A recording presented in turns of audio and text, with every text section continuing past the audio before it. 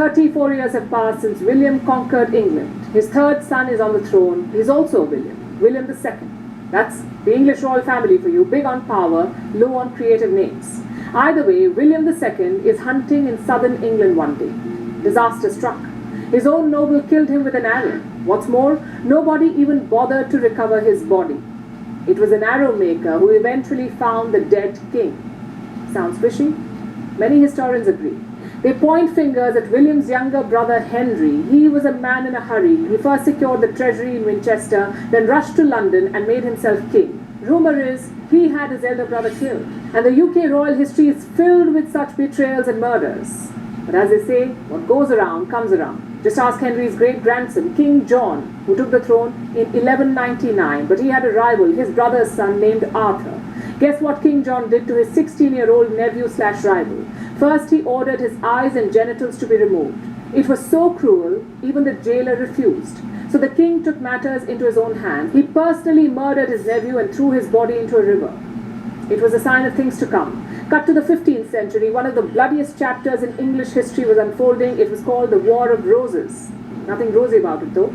It was 30 years of ruthless and barbaric civil war. There were two players, the House of Lancaster and the House of York. Their armies fought a famous battle in 1471. The Yorks won, but it was a bloodbath. Around 2,000 Lancastrian soldiers were slaughtered. That place is still called the Bloody Meadow. With the war done, the Yorks set about ruling. Their king was Edward IV. Great general, bad sibling. He grew suspicious of his brother George, the Duke of Clarence. By now you know where this is going. Edward imprisoned his brother and had him killed. He was drowned in a pot of wine. Not my idea of a sweet death. But like I said, what goes around comes around. In 1483, Edward IV died. His successor, his 12-year-old son, also Edward. The young boy was heading to London when his uncle stopped him. He put Edward and his brother in the Tower of London. Nobody has seen them since. The uncle made himself king, but decades later, two skeletons were found in the tower. Did they belong to Edward and his brother? Your guess is as good as mine. The murderous uncle did not stay king for long. Just 2 years later, he lost the throne. If you think kings have been violent so far, think again. What you just saw was the trailer. The movie is just beginning. Our murderous uncle's defeat signaled the start of a new reign, the House of Tudor. They had 5 monarchs, but one stands out, Henry VIII. Being his spouse was like playing Russian roulette. Very risky stuff.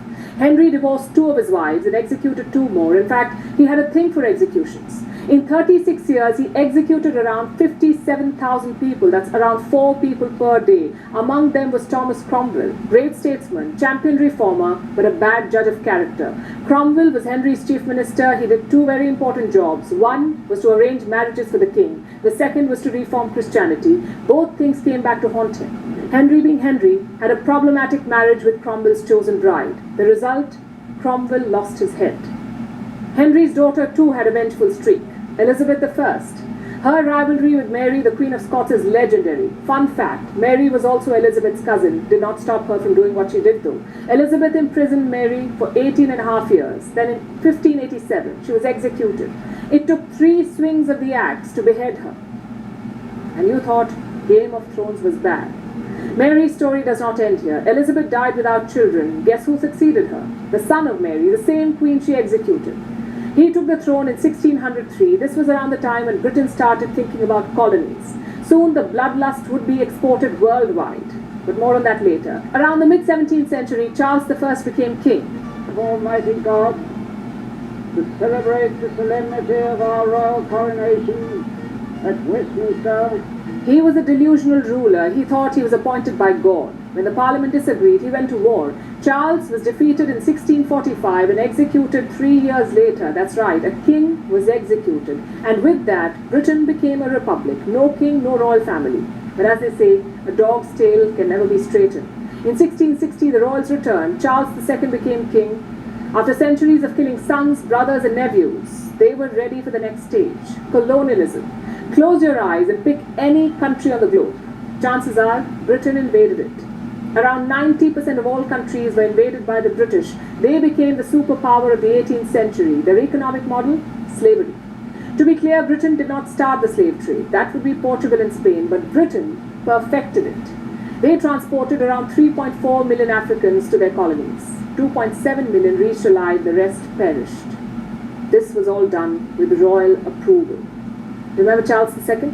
During his rule, the Company of Royal Adventurers into Africa was set up. Nothing adventurous about it.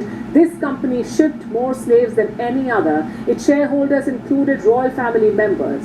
If Charles II institutionalized slavery, Charles III is carrying its burden.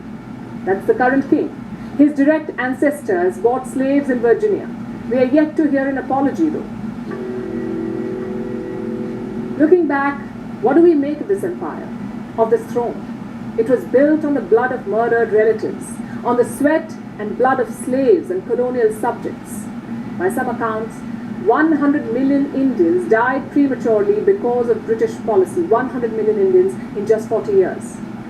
They also took resources worth $45 trillion, which is 15 times Britain's current GDP. The entire world has had to pay for the royal family's mistakes. The First World War was such a case.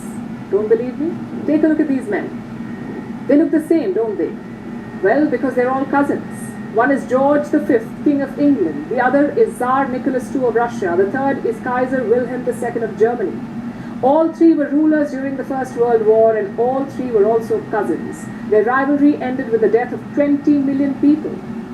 This flashback is a reminder of the real history of the British throne, the blood they spilled, the innocents they executed, and the lands they plundered. The throne soiled by cruelty and ruthlessness.